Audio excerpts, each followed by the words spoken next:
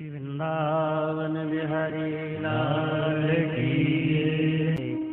परम भागवत विदुर जी महाराज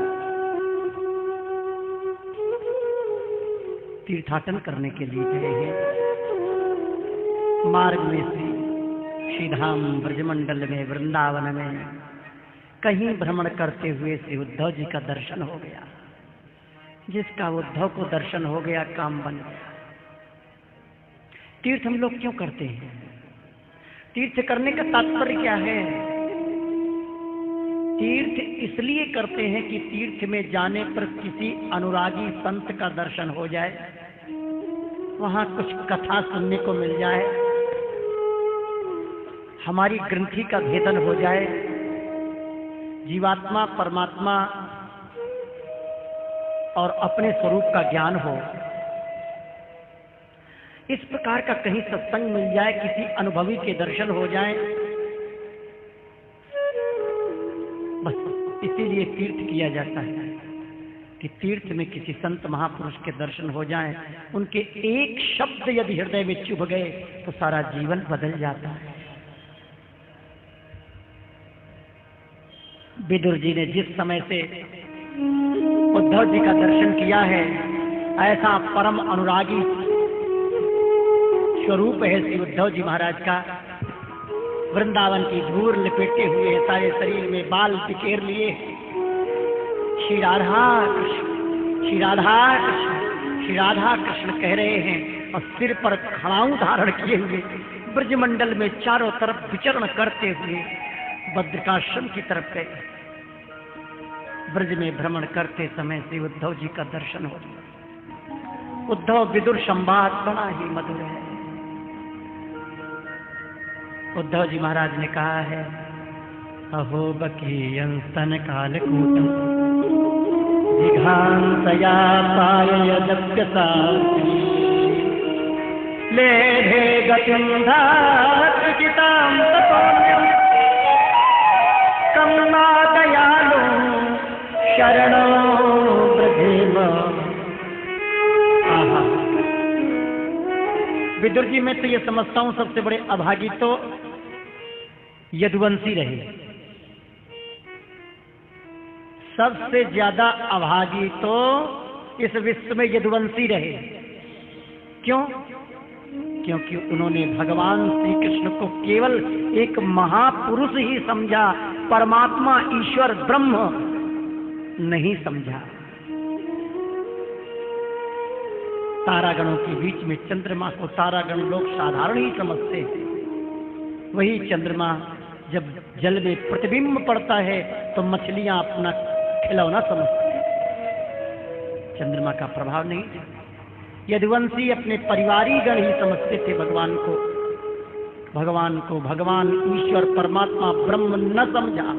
बस इसलिए मैं कहता हूं कि वो सबसे अभागी थे।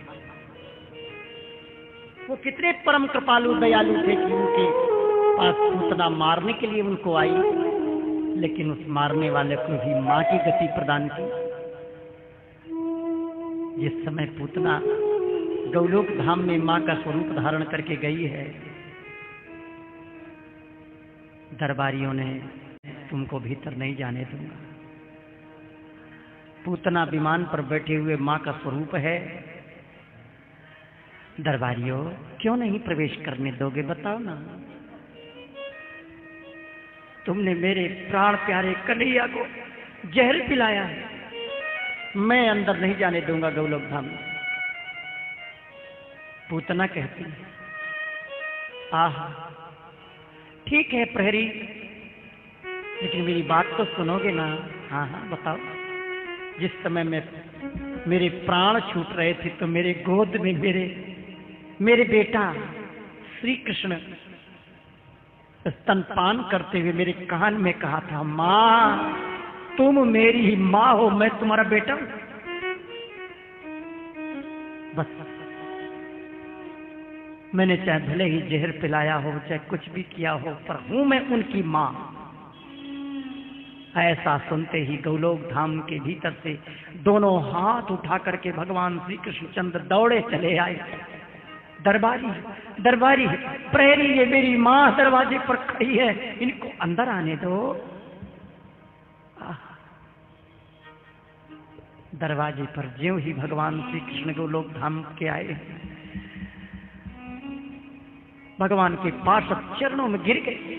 इस दृश्य को श्री सुखदेव जी महाराज देखते हैं, हृदय गदगद हो जाता है।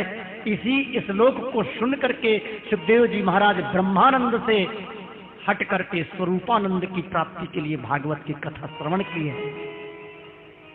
कह रहे हैं कम वा दयालुम शरणम ब्रजे में, ऐसे दयालु की शरण ग्रहण कौन नहीं करेगा। और जो ऐसे दयालु की शरण ग्रहण नहीं करता वह तो वास्तव में आत्महत्यारा ही है। विदुर जी ने देखा कि इनकी आंखों में आंसू ही आंसू बह रहे, कथा कह ही नहीं पाए। जहां श्री कृष्ण नाम लिया आंखों से अश्रु झरझर झरझर बहने लगते हैं, वाणी अवरुद्ध हो जाती है। वाग गदगदा द्वदेयस चित्तम, प्रेम लक्षणा भक्ति दसधा भक्ति के लक्षण प्रकट हो गए। अब जिसके दसधा भक्ति की कृपा हो गई वो तो संसार के लिए पागल है।